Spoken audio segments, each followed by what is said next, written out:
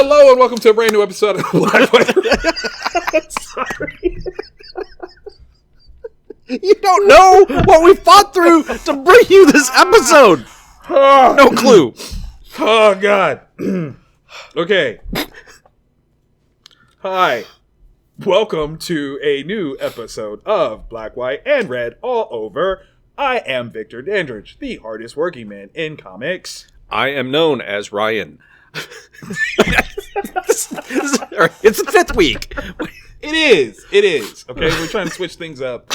You know, we're trying to make it different. Something fun for you all. This is a crazy week. Okay, yes. Obviously, if you've been living under a rock, maybe you don't know. Some things have happened in pop culture. Social media is all over it. We're going to try to tell you about some other kinds of comics that slap this week. Because we got to... It was there. It was right there. Low-hanging fruit I just to be plucked. Okay, so no, seriously, welcome back to the show. This week we've got some amazing reads. It's actually a lot more books than I thought were going to come out for fifth week. Right, normally there's nothing at all. Right, but lately you guys have been like, fifth week, whatever, high content, let's go. Bonus week.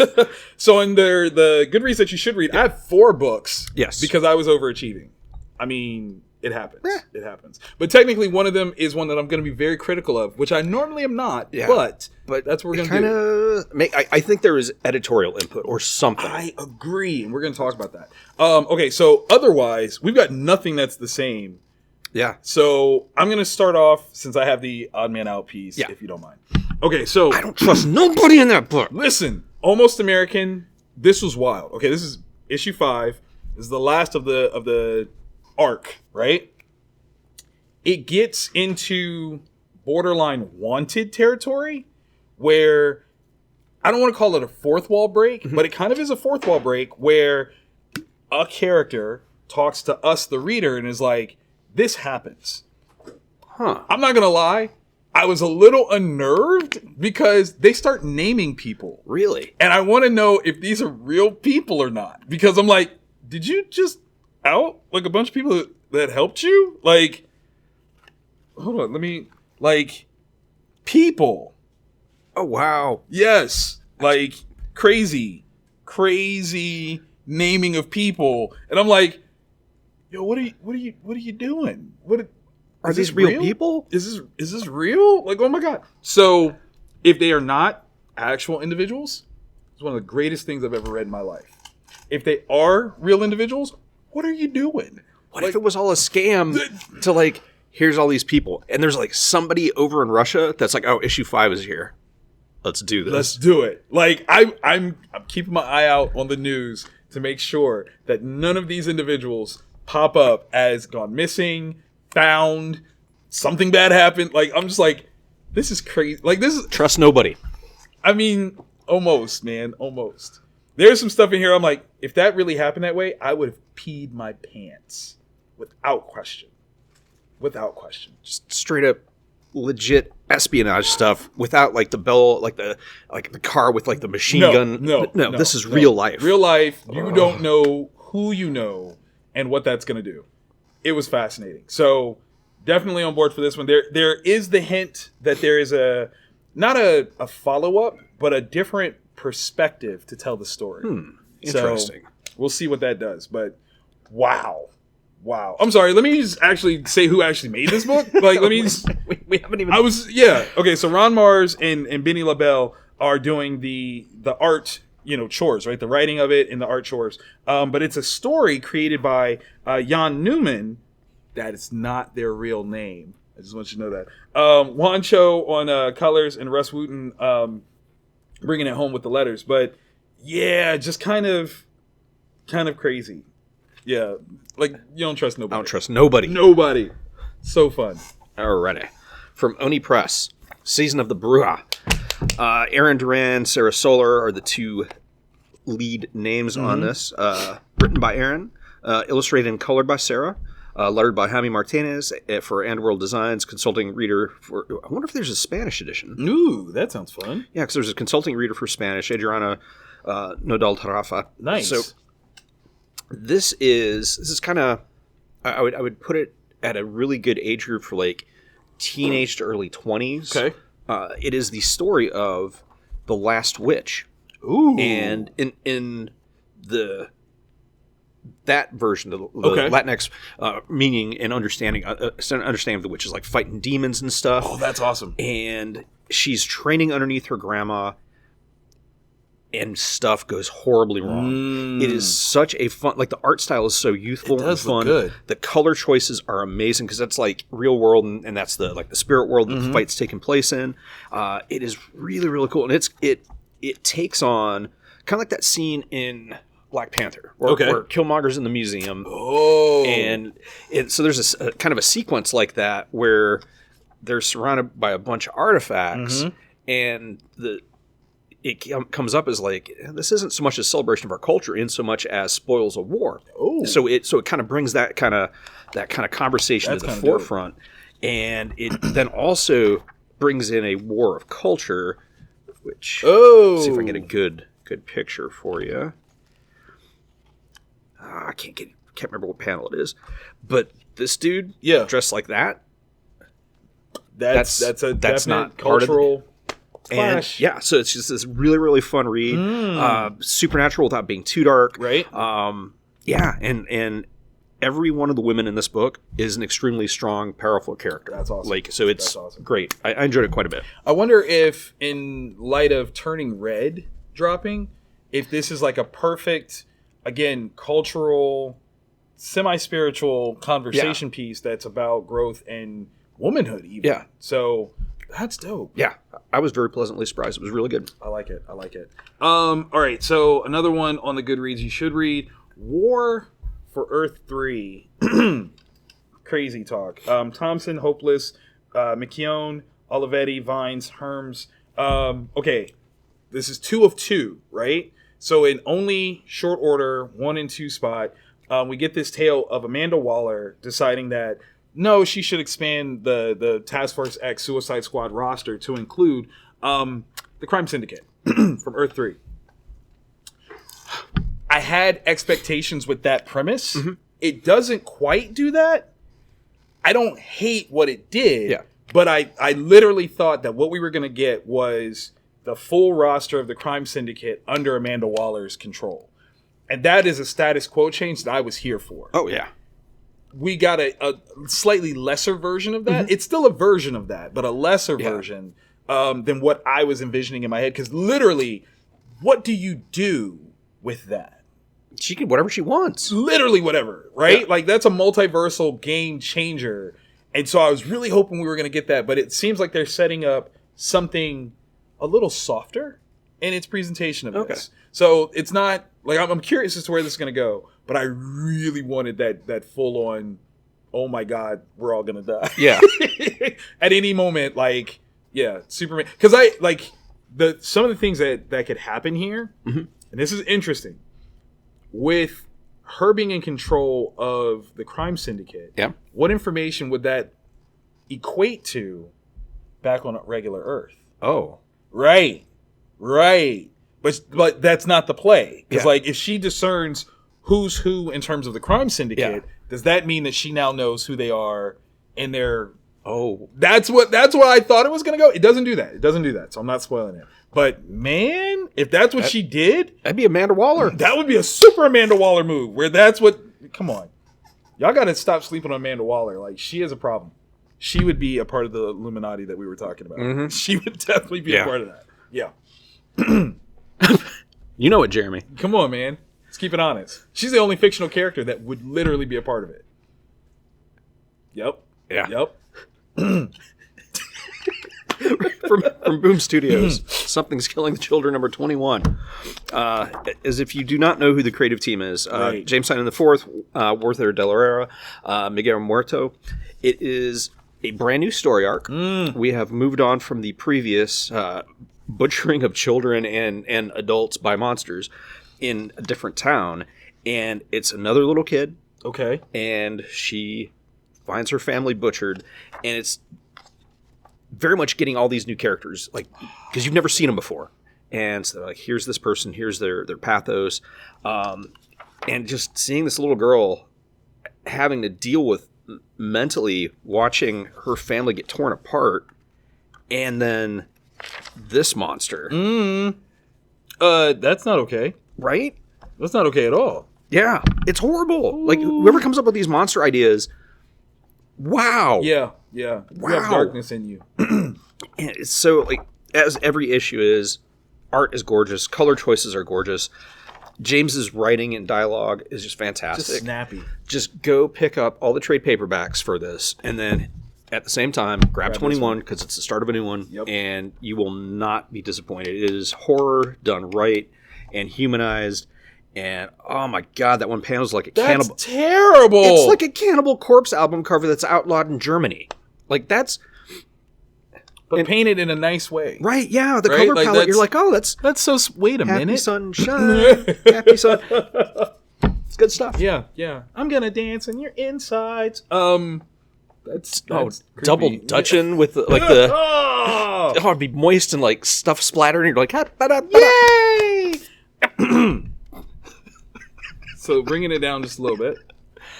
We have Rogue Sun number 2. Parrot. Abel, O'Halloran, Carrie. This one's such an interesting first issue, right? So I had to pick this one up, where it's a legacy character who was a deadbeat dad, for all intents and purposes, to his oldest son. And despite raising his second family with full knowledge of his role as a superhero, he bestows this role to his firstborn son. And we kind of see why. And it is one of the most D-hole moves I have ever seen in my life. Like, literally, it's like, the reason why I gave it to you is because of this.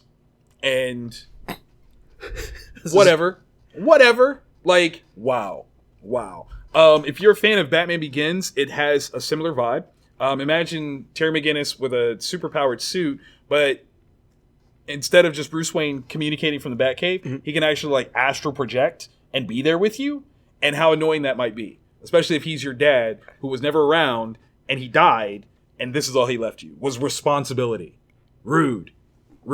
I enjoyed the artwork, though. It's kind of fun.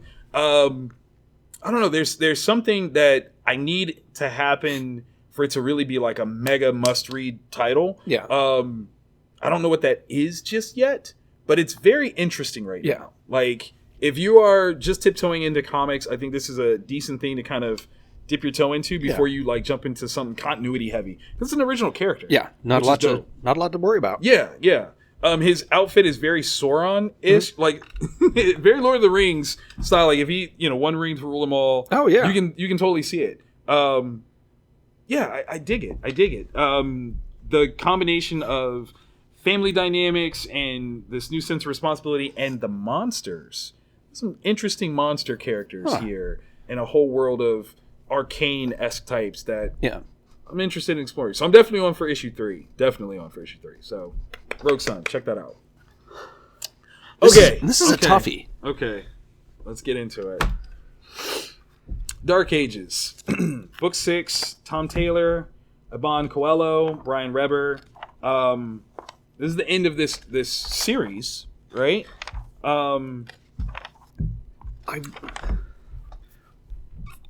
This is a tough one for us because Tom has written some amazing stuff, and concept-wise, there's some amazing concepts in this. Hugely great. I feel like Marvel didn't want to give him the amount of issues that he's gotten with DC, with Deceased and all the miniseries. I think he was given a 6-issue run, like, okay, tell your story, without allowing him to fully let these things breathe. Yeah. Like, there's some stuff that it just kind of rushes through, and because of that, the audacity of some of these concepts don't have the punch that they should. Yeah. Because some of these things, man, you're like, yo, that's great. Like, wait, what? Yeah. Like, I would have expected the internet to be aflame at the suggestion of this moment. Yeah. Like, that should be huge. Huge talking point. We haven't seen something this evocative since, like, the mid-90s. Yeah. In regards to these characters. But it comes across as, like... Okay. Honestly, the way this reads to me is that what Tom came up with was an outline, and they just kind of Marvel method off of his outline. And there is something there's something missing. And I don't know what, like, Tom, you know I love you. You absolutely know it. And if you don't know it, I'm telling you, I love you. Your stories have been, like, fascinating, and you have so many things in this that really could have been top tier. Yeah. Oh my God, I can't believe they did that. And I'm curious. I know you probably never could tell us, but are we right? Like, was this Marvel method? And if so, it's not my favorite. Not from you. You are a god. Literally, right? Like, give us your full script, your entire gospel. We need the whole gospel. We can't just paraphrase you and come up with the goodness of you. Yeah, because it wasn't there. And it's not even like the art was great. It was like it felt like punches were pulled. Yeah, we only have this many issues to tell this story, rather than here's the story, and we're gonna take as many issues as we need. Because the first Deceased was how many? 9? Something like that. 9 issues? Because, I mean, there were several moments in there that were, and in previous issues, like the concept was sound. Miles. Beyond sound. Man, okay. We talked about this earlier, that it's Miles rocking Venom and Carnage. While having Miles' powers. Should have been the most, like... You could devote an entire issue of just that, because the problem that he would be, like, and that's the thing. Like, Miles, we love Miles as a character. We want him to be the good guy, but in the circumstance of this story, that is the worst possible situation. Like, and we had this conversation off camera, like the question of whether or not one-on-one could Miles beat Peter. And obviously, this is older people, like whatever. Yeah. Generally speaking, I'd like to think no. Miles could not beat Peter. He has a in certain general. subset of powers that he could work around. And when you throw on the symbiotes, where the spider sense don't kick in. Spider sense doesn't kick in. Like, okay, so let me just not beat around the bush. Spider sense doesn't kick in and Miles is invisible. How do you beat him? Yeah, it's a Cuisinart. Like he's just going to butcher. Right. And then when it finally comes down to it, and the heroes have figured something out, and Parker has to go one-on-one with Miles, and the only way to stop him is to kill him. How does Peter deal with that? Right. Because he likes Miles Peter a lot. is the guilt, like, sponge of the Marvel Universe. What better way to just add just a little bit more guilt on it to make him have to do this? Oh, God. I hope that was a conversation piece, but then at the same time, I hope it wasn't, because it didn't happen. And it could have, and it should have. This should have been like the Kingdom Come of 24 issues. I would have loved it. I would have sang its praises. Normally, and that's the thing. You guys know we love comics. We normally don't like come down on it, but this had such potential. Expectations. Yeah. Yes. You're right. I shouldn't even say expectations. Potential, because the stuff was there. It just wasn't pushed. But on to some things that did push. Let's talk about it. These were 2 5s and a 6. Right? That sounds a lot like my senior prom. Yeah, but you had a lot though. I was a 5. Oh, well done. That was okay. So which 5 do you want to start with? Yeah. That's tough. Yeah. Let's do Heathens. Okay, alphabetical order. That's what we'll say. The operating table scene was so... Yeah. That was dank. It was so bleak. Heathens, number 5.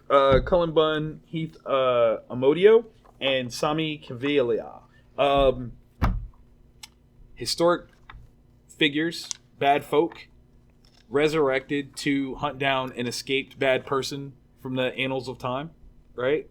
That person being Jack the Ripper. Yeah. Who we found out in last issue. Jack is it's a throw-off name. Yeah. Yeah. This was crazy. Yeah. In the best way possible. Is that fight? Dude, you know they went out. Like, hardcore. Oh, yeah. I want to know who died last. That's my question. This wraps up in some of the craziest ways that are innovative and fun and interesting. I would watch this. Yeah. I would definitely watch this. You can take this concept and and kind of poured in other people from history. Be like, okay, well, this particular group has been sent out for this person. Yep. And oh man, it's amazing. It's amazing. Yeah, we do start off with a very, super dark. Like, this game, that is probably the scariest, craziest game I've ever heard of. Oh, in fact, there's an eyeball there. Like, and whose is it? Whose is it? Okay? Like, these are the questions. If you had to play this game, which one of these guys had the better start? The person that's going to win the game, is Fingers McGee. You think so? Yeah, the other dude, he's going to get the glory points, but like, I felt like this was an interesting but very risky move, right? Like, that's bleed out potential right away. Nick an artery, you're done. Yeah. But you can get at least 10 good snips out of digits. 20 if you really... If you go... Exactly, so, right? Which will all make sense when you read this. Absolutely will make sense when you read it. I would ask you guys how many... but I don't want to know that about you. Like, not at all. Like, that's too much. That's way too personal. But no, this was fun, man. Like, I actually like how... The artwork is just a little bit grungy, and it just fits the ugliness of the souls of these people because they are nasty individuals.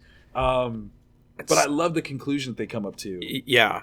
Collectively, until one of them. Yeah, right. Stupid. Because everybody else, God, when Stalin is your, I don't think is Stalin or Stalin somebody else? I feel like Stalin is Stalin, but is still somebody else. How about that?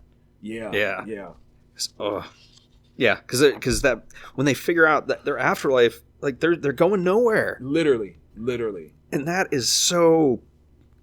Isn't that messed up? That is so messed up. That is so, like, that is just wrong, right? Like, and I'm sure, like, eventually he would set up everybody to do that, like, in some way, shape, or form. And that's just mean. That's just... He's going to, like, monkey paw what you offered, you jerk. But, I mean, from what I hear about Stalin, I didn't know him personally, but I hear he's that guy. He's kind of an ass. Yeah, kind of an ass bag.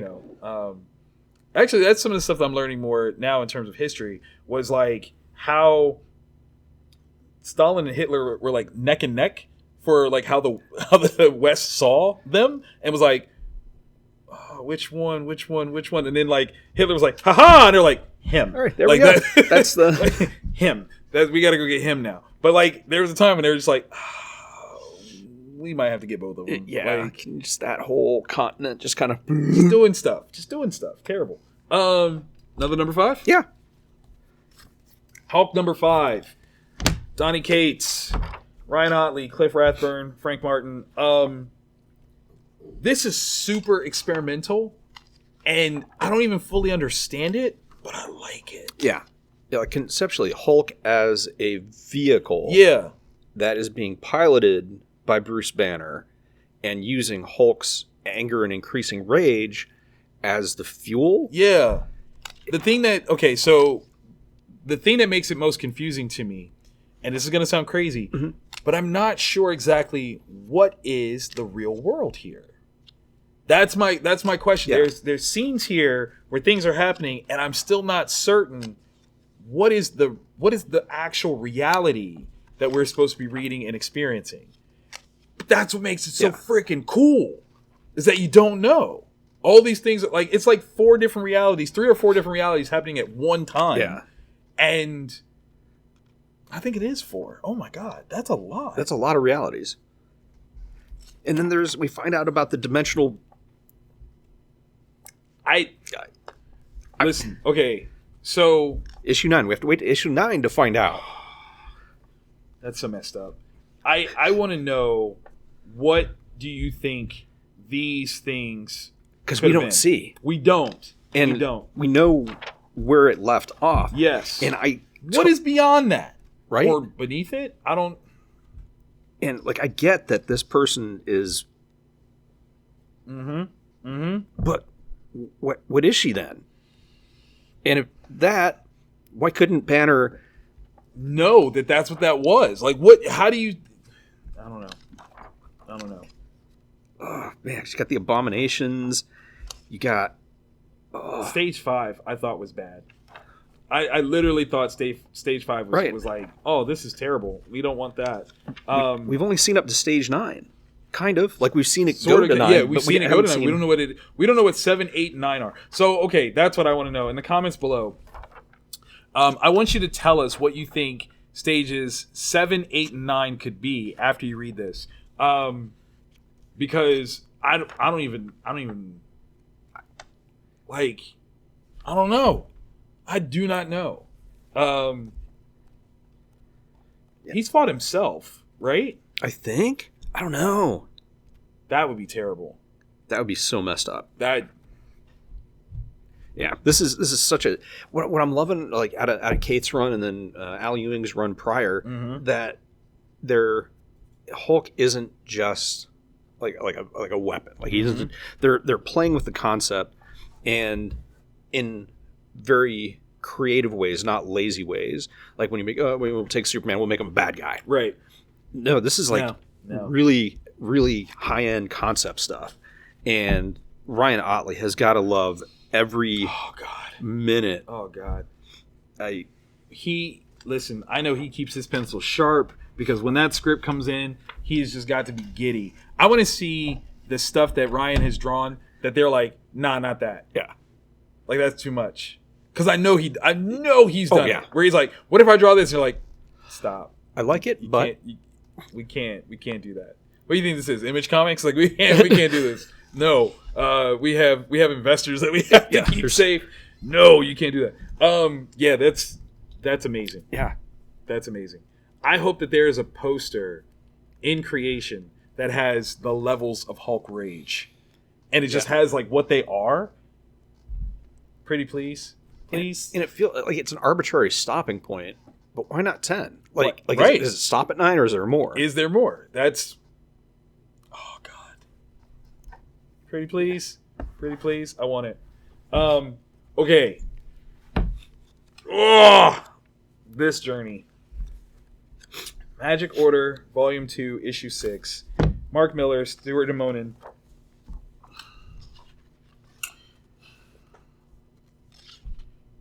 Okay, so I rode many waves while reading this. Yes. And it went from oh no to oh yeah to oh no to like it was a bunch of those. Yeah.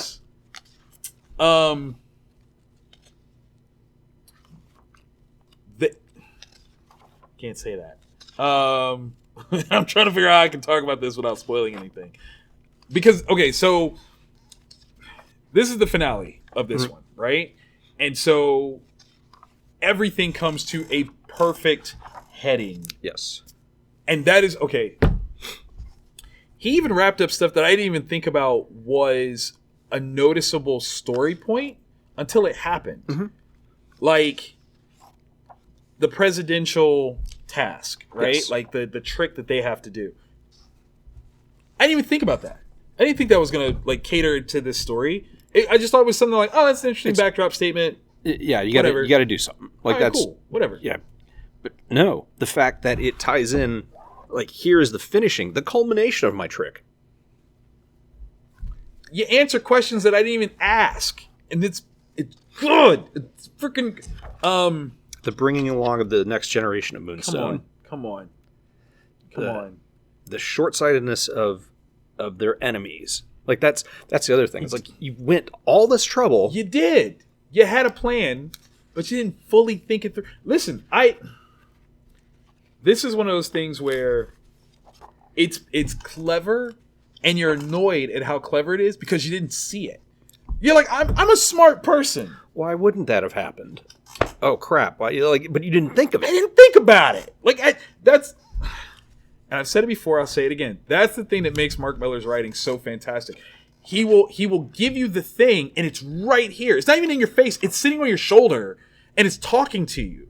But it's talking in a way that you're like, oh, that's just white noise. I'm not paying. Oh my God, that's the answer. Like, it was right there the whole time. It's like John Madden. Like, for any of our non-American viewers, that probably makes no sense. You're like, shoes? You're like, no, that's Steve. That's different. Yeah. Go ahead. But, like, everything's there. Yeah. You just can't you don't even realize you're looking at the puzzle pieces. And then boom. Like, oh, there you go. Right there. It comes together. This, oh my God, this was so amazing. I love the tactile aspect of time travel. Yeah. And how, like, when they're like, this is a problem, we need to figure this out. And they're like, yeah, but there are rules. And they're like, no, you don't understand. There are rules. Follow the rules. And you're like, we are all gonna die. Forget your rules.